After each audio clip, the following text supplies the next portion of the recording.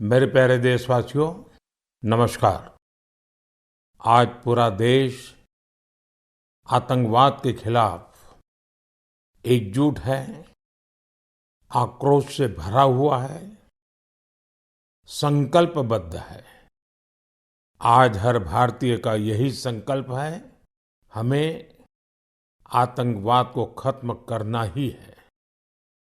साथियों, ऑपरेशन सिंदूर के दौरान हमारी सेनाओं ने जो पराक्रम दिखाया है, उसने हर हिंदुस्तानी का सिर ऊंचा कर दिया है। जिस प्रिसिजन के साथ, जिस सटीकता के साथ हमारी सेनाओं ने सीमा पार के आतंकवादी ठिकानों को ध्वस्त किया, वो अद्भुत है। ऑपरेशन सिंदूर ने दुनिया भर में आतंक के खिलाफ लड़ाई को नया विश्वास और उत्साह दिया है। साथियों, ऑपरेशन सिंदूर सिर्फ एक सैन्य मिशन नहीं है, ये हमारे संकल्प, साहस और बदलते भारत की तस्वीर है। और इस तस्वीर ने पूरे देश को देशभक्ति के भावों से भर दिया है, तिरंगे में रंग दिया है। आपने देखा होगा, देश के कई शहरों में, गांवों में, छोटे छोटे कस्बों में तिरंगा यात्राएं निकाली गई। हजारों लोग हाथों में तिरंगा लेकर देश की सेना, उसके प्रति वंदन अभिनंदन करने निकल पड़े। कितने ही शहरों में सिविल डिफेंस वॉलंटियर बनने के लिए बड़ी संख्या में युवा एकजुट हो गए। और हमने देखा, चंडीगढ़ के वीडियोस तो काफी वायरल हुए थे। सोशल मीडिया पर कविताएं लिखी जा रही थी, संकल्प गीत गाए जा रहे थे, छोटे छोटे बच्चे पेंटिंग्स बना रहे थे जिनमें बड़े संदेश छुपे थे। मैं अभी 3 दिन पहले बीकानेर गया था। वहां बच्चों ने मुझे ऐसी ही एक पेंटिंग भेंट की थी। ऑपरेशन सिंदूर ने देश के लोगों को इतना प्रभावित किया है कि कई परिवारों ने इसे अपने जीवन का हिस्सा बना लिया है। बिहार के कटिहार में, यूपी के कुशीनगर में और भी कई शहरों में उस दौरान जन्म लेने वाले बच्चों का नाम सिंदूर रखा गया है। साथियों, हमारे जवानों ने आतंक के अड्डों को तबाह किया। यह उनका अदम्य साहस था और उसमें शामिल थी भारत में बने हथियारों, उपकरणों और टेक्नोलॉजी की ताकत।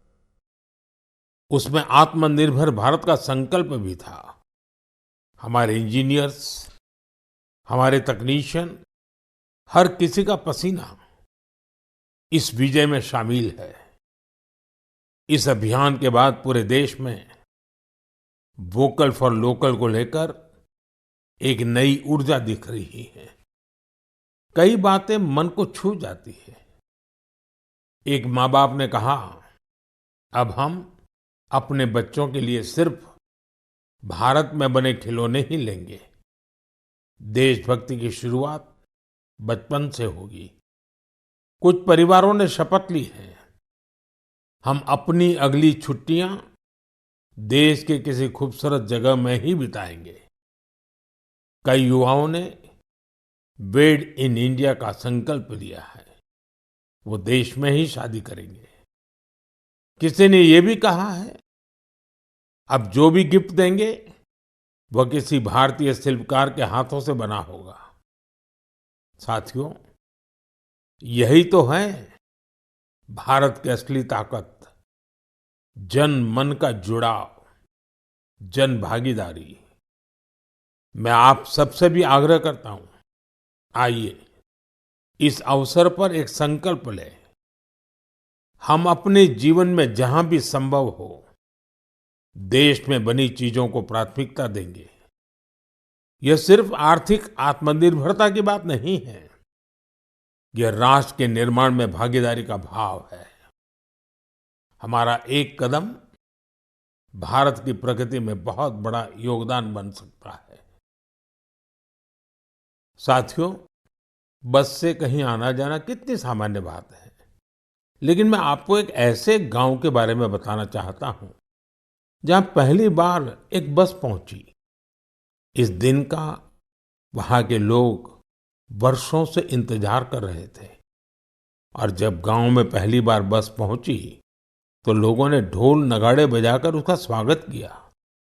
बस को देखकर लोगों की खुशी का ठिकाना नहीं था। गांव में पक्की सड़क थी, लोगों को जरूरत थी, लेकिन पहले कभी यहां बस नहीं चल पाई थी। क्यों? क्योंकि ये गांव माओवादी हिंसा से प्रभावित था। यह जगह है महाराष्ट्र के गढ़चिरौली जिले में और इस गांव का नाम है काटेजरी। काटेजरी में आए इस परिवर्तन को आसपास के पूरे क्षेत्र में महसूस किया जा रहा है। अब यहाँ हालात तेजी से सामान्य हो रहे हैं। माओवाद के खिलाफ सामूहिक लड़ाई से अब ऐसे क्षेत्रों तक भी बुनियादी सुविधाएं पहुंचने लगी हैं। गांव के लोगों का कहना है कि बस के आने से उन लोगों का जीवन बहुत आसान हो जाएगा। साथियों, मन की बात में हम छत्तीसगढ़ में हुए बस्तर ओलंपिक और माओवाद प्रभावित क्षेत्रों में साइंस लैब पर चर्चा कर चुके हैं। यहाँ के बच्चों में साइंस का पैशन है। वो स्पोर्ट्स में भी कमाल कर रहे हैं। ऐसे प्रयासों से पता चलता है कि इन इलाकों में रहने वाले लोग कितने साहसी होते हैं। इन लोगों ने तमाम चुनौतियों के बीच अपने जीवन को बेहतर बनाने की राह चुनी है। मुझे यह जानकर भी बहुत खुशी हुई कि 10वीं और 12वीं की परीक्षाओं में दंतेवाड़ा जिले के नतीजे बहुत शानदार रहे हैं। करीब 95% रिजल्ट के साथ ये जिला 10वीं के नतीजों में टॉप पर रहा। वहीं 12वीं की परीक्षा में इस जिले ने छत्तीसगढ़ में छठा स्थान हासिल किया। सोचिए, जिस दंतेवाड़ा में कभी माओवाद चरम पर था, वहां आज शिक्षा का परचम लहरा रहा है। ऐसे बदलाव हम सभी को गर्व से भर देते हैं। मेरे प्यारे देशवासियों, अब मैं लायंस, शेरों से जुड़ी एक बड़ी अच्छी खबर आपको बताना चाहता हूं। पिछले केवल 5 वर्षों में गुजरात के गीर में शेरों की आबादी 674 से बढ़कर 891 हो गई है। 674 से 891। लायन सेंसस के बाद सामने आई शेरों की ये संख्या बहुत उत्साहित करने वाली है। साथियों, आप में से बहुत से लोग यह जानना चाह रहे होंगे कि आखिर ये एनिमल सेंसस होती कैसे है। ये एक्सरसाइज बहुत ही चुनौतीपूर्ण है। आपको यह जानकर हैरानी होगी कि लायन सेंसस 11 जिलों में 35,000 वर्ग किलोमीटर के दायरे में की गई थी। सेंसस के लिए टीमों ने राउंड द क्लॉक यानी 2400 घंटे इन क्षेत्रों की निगरानी की। इस पूरे अभियान में वेरिफिकेशन और क्रॉस वेरिफिकेशन दोनों किए गए। इससे पूरी बारीकी से शेरों की गिनती का काम पूरा हो सका। साथियों, एशियाटिक लायन की आबादी में बढ़ोतरी ये दिखाती है कि जब समाज में ओनरशिप का भाव मजबूत होता है तो कैसे शानदार नतीजे आते हैं। कुछ दशक पहले गीर में हालात बहुत चैलेंजिंग थे, लेकिन वहां के लोगों ने मिलकर बदलाव लाने का बीड़ा उठाया। वहां लेटेस्ट टेक्नोलॉजी के साथ ही ग्लोबल बेस्ट प्रैक्टिसेस को भी अपनाया गया। इसी दौरान गुजरात ऐसा पहला राज्य बना जहां बड़े पैमाने पर फॉरेस्ट ऑफिसर के पद पर महिलाओं की तैनाती की गई। आज हम जो नतीजे देख रहे हैं उसमें इन सभी का योगदान है। वाइल्ड लाइफ प्रोटेक्शन के लिए हमें ऐसे ही हमेशा जागरूक और सतर्क रहना होगा। मेरे प्यारे देशवासियों, 2-3 दिन पहले ही मैं पहली राइजिंग नॉर्थ ईस्ट समिट में गया था। उससे पहले हमने नॉर्थ ईस्ट के सामर्थ्य को समर्पित अष्टलक्ष्मी महोत्सव भी मनाया था। नॉर्थ ईस्ट की बात ही कुछ और है। वहाँ का सामर्थ्य, वहाँ का टैलेंट वाकई अद्भुत है। मुझे एक दिलचस्प कहानी पता चली है क्राफ्टेड फाइबर्स की। क्राफ्टेड फाइबर्स ये सिर्फ एक ब्रांड नहीं, सिक्किम की परंपरा, बुनाई की कला और आज के फैशन की सोच, तीनों का सुंदर संगम है। इसकी शुरुआत की डॉक्टर चेवांग नोरबू भूटिया ने। पेशे से वो वेटरनरी डॉक्टर है और दिल से सिक्किम की संस्कृति के सच्चे ब्रांड एम्बेसडर। उन्होंने सोचा क्यों न बुनाई को एक नया आयाम दिया जाए, और इसी सोच से जन्म हुआ क्राफ्टेड फाइबर का। उन्होंने पारंपरिक बुनाई को मॉडर्न फैशन से जोड़ा और इसे बनाया एक सोशल एंटरप्राइज। अब उनके यहाँ केवल कपड़े नहीं बनते, उनके यहाँ जिंदगियां बुनी जाती है। वे लोकल लोगों को स्किल ट्रेनिंग देते हैं, उन्हें आत्मनिर्भर बनाते हैं। गांवों के बुनकर, पशुपालक और सेल्फ हेल्प ग्रुप्स, इन सबको जोड़कर डॉक्टर भूटिया ने रोजगार के नए रास्ते बनाए हैं। आज स्थानीय महिलाएं और कारीगर अपने हुनर से अच्छी कमाई कर रहे हैं। क्राफ्टेड फाइबर्स के शॉल, स्टॉल, दस्ताने, मोजे सब लोकल हैंडलूम से बने होते हैं। इसमें जो ऊन का इस्तेमाल होता है वो सिक्किम के खरगोशों और भेड़ों से आता है। रंग भी पूरी तरह प्राकृतिक होते हैं, कोई केमिकल नहीं, सिर्फ प्रकृति की रंगत। डॉक्टर भूटिया ने सिक्किम की पारंपरिक बुनाई और संस्कृति को एक नई पहचान दी है। डॉक्टर भूटिया का काम हमें सिखाता है कि जब परंपरा को पैशन से जोड़ा जाए तो वो दुनिया को कितना लुभा सकती है। मेरे प्यारे देशवासियों, आज मैं आपको एक ऐसे शानदार व्यक्ति के बारे में बताना चाहता हूं जो एक कलाकार भी हैं और जीती जागती प्रेरणा भी है। नाम है जीवन जोशी। उम्र 65 साल। अब सोचिए, जिनके नाम में ही जीवन हो वो कितनी जीवंतता से भरे होंगे। जीवन जी उत्तराखंड के हल्द्वानी में रहते हैं। बचपन में पोलियो ने उनके पैरों की ताकत छीन ली थी, लेकिन पोलियो उनके हौसलों को नहीं छीन पाया। उनके चलने की रफ्तार भले ही कुछ धीमी हो गई, लेकिन उनका मन कल्पना की हर उड़ान उड़ता रहा। इसी उड़ान में जीवन जी ने एक अनोखी कला को जन्म दिया। नाम रखा बगेट। इसमें वो चीड़ के पेड़ों से गिरने वाली सूखी छाल से सुंदर कलाकृतियां बनाते हैं। वो छाल जिसे लोग आमतौर पर बेकार समझते हैं, जीवन जी के हाथों में आते ही धरोहर बन जाती है। उनकी हर रचना में उत्तराखंड की मिट्टी की खुशबू होती है। कभी पहाड़ों के लोक वाद्य यंत्र, तो कभी लगता है जैसे पहाड़ों की आत्मा उस लकड़ी में समा गई हो। जीवन जी का काम सिर्फ कला नहीं, एक साधना है। उन्होंने इस कला में अपना पूरा जीवन समर्पित कर दिया है। जीवन जोशी जैसे कलाकार हमें याद दिलाते हैं कि परिस्थितियां चाहे जैसी भी हो, अगर इरादा मजबूत हो तो नामुमकिन कुछ नहीं। उनका नाम जीवन है और उन्होंने सच में दिखा दिया कि जीवन जीना क्या होता है। मेरे प्यारे देशवासियों, आज कई ऐसी महिलाएं हैं जो खेतों के साथ ही अब आसमान की ऊंचाइयों पर काम कर रही हैं। जी हाँ, आपने सही सुना। अब गांव की महिलाएं ड्रोन दीदी बनकर ड्रोन उड़ा रही हैं और उससे खेती में नई क्रांति ला रही है। साथियों, तेलंगाना के संगारेड्डी जिले में कुछ समय पहले तक जिन महिलाओं को दूसरों पर निर्भर रहना पड़ता था, आज वही महिलाएं ड्रोन से 50 एकड़ जमीन पर दवा के छिड़काव का काम पूरा कर रही है।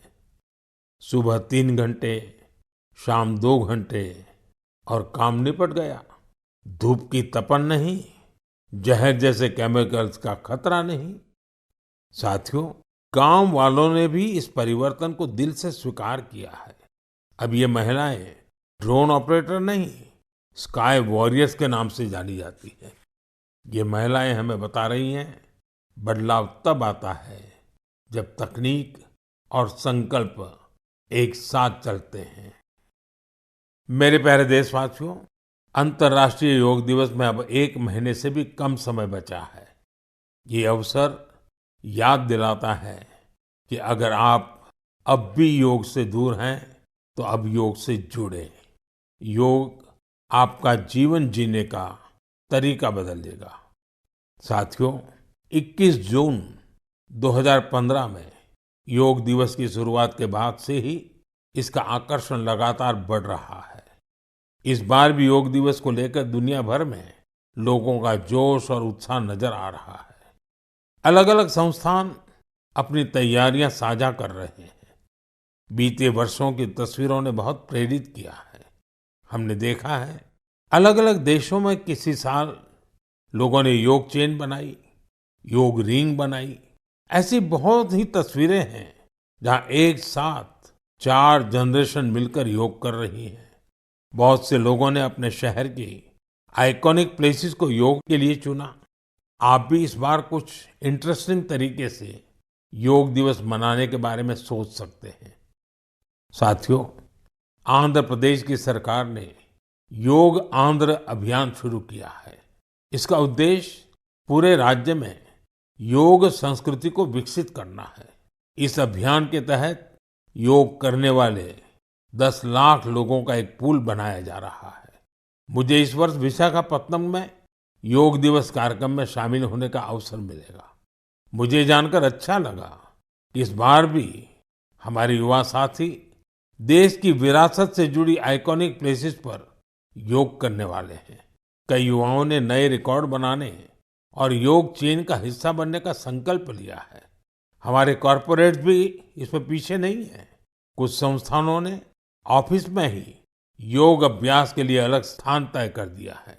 कुछ स्टार्टअप्स ने अपने ऑफिस योग अवर्स तय कर दिए हैं। ऐसे भी लोग हैं जो गांवों में जाकर योग सिखाने की तैयारी कर रहे हैं। हेल्थ और फिटनेस को लेकर लोगों की ये जागरूकता मुझे बहुत आनंद देती है। साथियों, योग दिवस के साथ साथ आयुर्वेद के क्षेत्र में भी कुछ ऐसा हुआ है जिसके बारे में जानकर आपको बहुत खुशी होगी। कल ही यानी 24 मई को WHO के डायरेक्टर जनरल और मेरे मित्र तुलसी भाई की मौजूदगी में एक MOU साइन किया गया है। इस एग्रीमेंट के साथ ही international classification of health interventions के तहत एक डेडिकेटेड ट्रेडिशनल मेडिसिन मॉड्यूल पर काम शुरू हो गया है।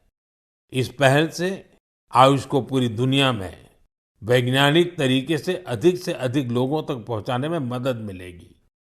साथियों, आपने स्कूलों में ब्लैक बोर्ड तो देखा होगा, लेकिन अब कुछ स्कूलों में शुगर बोर्ड भी लगाया जा रहा है।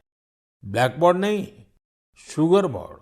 CBSE की इस अनोखी पहल का उद्देश्य है बच्चों को उनके शुगर इंटेक के प्रति जागरूक करना। कितनी चीनी लेनी चाहिए और कितनी चीनी खाई जा रही है, ये जानकर बच्चे खुद से ही हेल्दी विकल्प चुनने लगे हैं।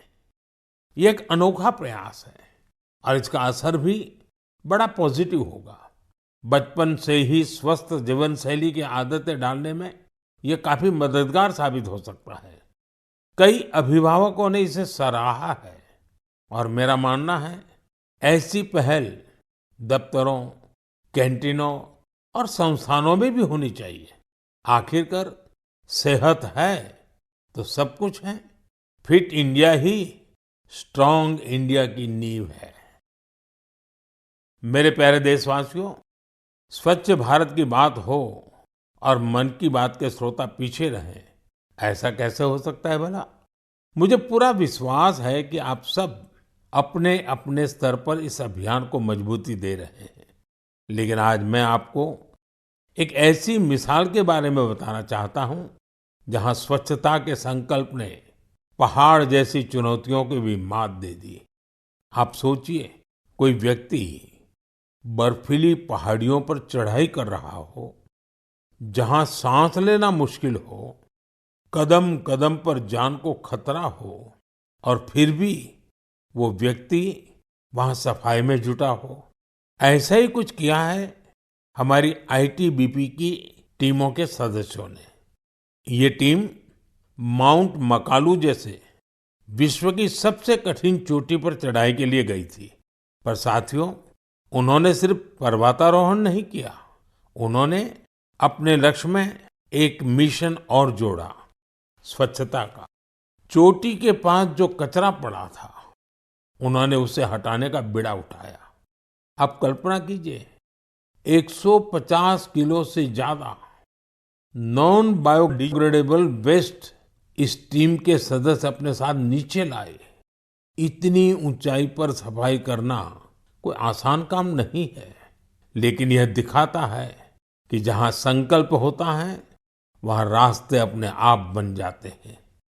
साथियों, इसी से जुड़ा एक और जरूरी विषय है पेपर वेस्ट और रिसाइकलिंग।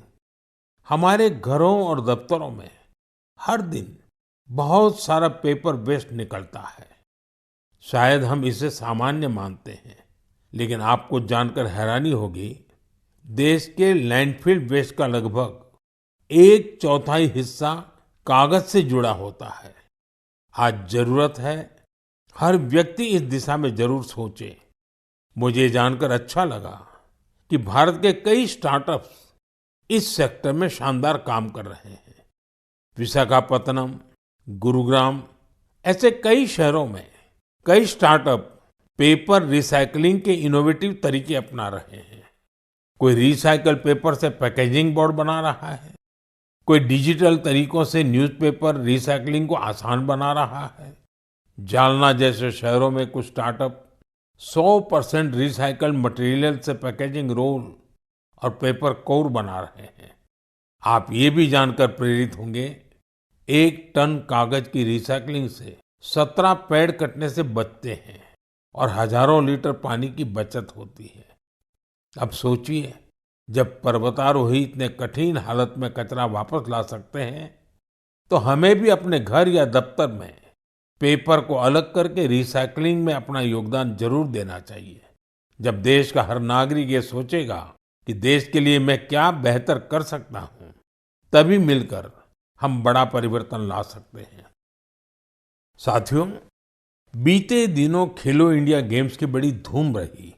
खेलो इंडिया के दौरान बिहार के 5 शहरों ने मेजबानी की थी। वहां अलग अलग कैटेगरी के मैच हुए थे। पूरे भारत से वहां पहुंचे एथलीट्स की संख्या 5,000 से भी ज्यादा थी। इन एथलीट्स ने बिहार की स्पोर्टिंग स्पिरिट की, बिहार के लोगों से मिली आत्मीयता की बड़ी तारीफ की है। साथियों, बिहार की धरती बहुत खास है। इस आयोजन में यहाँ कई यूनिक चीजें हुई हैं। खेलो इंडिया यूथ गेम्स का ये पहला आयोजन था जो ओलंपिक चैनल के जरिए दुनिया भर में पहुंचा। पूरे विश्व के लोगों ने हमारे युवा खिलाड़ियों की प्रतिभा को देखा और सराहा। मैं सभी पदक विजेताओं, विशेषकर टॉप के 3 विनर्स महाराष्ट्र, हरियाणा और राजस्थान को बधाई देता हूं। साथियों, इस बार खेलो इंडिया में कुल 26 रिकॉर्ड बने। वेट लिफ्टिंग स्पर्धाओं में महाराष्ट्र की अस्मिता धोने, ओडिशा के हर्षवर्धन साहू और उत्तर प्रदेश के तुषार चौधरी के शानदार प्रदर्शन ने सबका दिल जीत लिया। वहीं महाराष्ट्र के साईराज परदेशी ने तो 3 रिकॉर्ड बना डाले। एथलेटिक्स में उत्तर प्रदेश के कादिर खान और शेख जिशान और राजस्थान के हंसराज ने शानदार प्रदर्शन किया। इस बार बिहार ने भी 36 मेडल्स अपने नाम किए। साथियों, जो खेलता है वही खिलता है, यंग स्पोर्टिंग टैलेंट के लिए टूर्नामेंट बहुत मायने रखता है। इस तरह के आयोजन भारतीय खेलों के भविष्य को और संवारने वाले हैं। मेरे प्यारे देशवासियों, 20 मई को वर्ल्ड बी डे मनाया गया। यानी एक ऐसा दिन जो हमें याद दिलाता है कि शहद सिर्फ मिठास नहीं, बल्कि सेहत, स्वरोजगार और आत्मनिर्भरता की मिसाल भी है। पिछले 11 वर्षों में मधुमक्खी पालन में भारत में एक स्वीट रिवॉल्यूशन हुआ है। आज से 10-11 साल पहले भारत में शहद उत्पादन एक साल में करीब 70-75 हजार मैट्रिक टन होता था। आज ये बढ़कर करीब करीब 1.25 मैट्रिक टन के आसपास हो गया है। यानी शहद उत्पादन में करीब 60% की बढ़ोतरी हुई है। हम हनी प्रोडक्शन और एक्सपोर्ट में दुनिया के अग्रणी देशों में आ चुके हैं। साथियों, इस पॉजिटिव इम्पैक्ट में राष्ट्रीय मधुमक्खी पालन और शहद मिशन की बड़ी भूमिका है। इसके तहत मधुमक्खी पालन से जुड़े हजारों किसानों को ट्रेनिंग दी गई, उपकरण दिए गए और बाजार तक उनकी सीधी पहुंच बनाई गई। साथियों, ये बदलाव सिर्फ आंकड़ों में नहीं दिखता, ये गांव की जमीन पर भी साफ नजर आता है। छत्तीसगढ़ के कोरिया जिले का एक उदाहरण है। यहाँ आदिवासी किसानों ने सोन हनी नाम से एक शुद्ध जैविक शहद ब्रांड बनाया है। आज वह शहद जैम समेत अनेक ऑनलाइन पोर्टल पर बिक रहा है। यानी गांव की मेहनत अब ग्लोबल हो रही है। इसी तरह उत्तर प्रदेश, गुजरात, जम्मू कश्मीर, पश्चिम बंगाल और अरुणाचल प्रदेश में हजारों महिलाएं और युवा अब हनी उद्यमी बन चुके हैं। साथियों, और अब शहद की केवल मात्रा नहीं, उसकी शुद्धता पर भी काम हो रहा है। कुछ स्टार्टअप अब एआई और डिजिटल टेक्नोलॉजी से शहद की गुणवत्ता को प्रमाणित कर रहे हैं। आप अगली बार जब भी शहद खरीदें तो इन हनी उद्यमियों द्वारा बनाए गए शहद को जरूर आजमाएं। कोशिश करें कि किसी लोकल किसान से, किसी महिला उद्यमी से भी शहद खरीदें, क्योंकि उस हर बूंद में स्वाद ही नहीं, भारत की मेहनत और उम्मीदें घुली होती हैं। शहद की ये मिठास आत्मनिर्भर भारत का स्वाद है। साथियों, जब हम शहद से जुड़े देशों के प्रयासों की बात कर रहे हैं, तो मैं आपको एक और पहल के बारे में बताना चाहता हूँ। ये हमें याद दिलाती है कि हनी बीज की सुरक्षा सिर्फ पर्यावरण की नहीं, हमारी खेती और फ्यूचर जनरेशन की भी जिम्मेदारी है। ये उदाहरण है पुणे शहर का, जहाँ एक हाउसिंग सोसाइटी में मधुमक्खियों का एक छत्ता हटाया गया। शायद सुरक्षा के कारण या डर की वजह से, लेकिन इस घटना ने किसी को कुछ सोचने पर मजबूर कर दिया। अमित नाम के एक युवा ने तय किया कि बीज को हटाना नहीं, उन्हें बचाना चाहिए। उन्होंने खुद सीखा, मधुमक्खियों पर सर्च की और दूसरों को भी जोड़ना शुरू किया। धीरे धीरे उन्होंने एक टीम बनाई, जिसे उन्होंने नाम दिया बी फ्रेंड्स, यानी बी मित्र। अब ये बी फ्रेंड्स मधुमक्खियों के छत्तों को एक जगह से दूसरी जगह सुरक्षित तरीके से ट्रांसफर करते हैं, ताकि लोगों को खतरा न हो और हनी बीज भी जिंदा रहे। अमित जी के इस प्रयास का असर भी बड़ा शानदार हुआ है। हनी बीज की कॉलोनी बच रही है, हनी प्रोडक्शन बढ़ रहा है और सबसे जरूरी है, लोगों में अवेयरनेस भी बढ़ रही है। ये पहल हमें सिखाती है कि जब हम प्रकृति के साथ तालमेल में काम करते हैं तो उसका फायदा सबको मिलता है। मेरे प्यारे देशवासियों, मन की बात के इस एपिसोड में इस बार इतना ही। आप इसी तरह देश के लोगों की उपलब्धियों को, समाज के लिए उनके प्रयासों को मुझे भेजते रहिए। मन की बात के अगले एपिसोड में फिर मिलेंगे। कई नए विषयों और देशवासियों की नई उपलब्धियों की चर्चा करेंगे। मुझे आपके संदेशों का इंतजार है।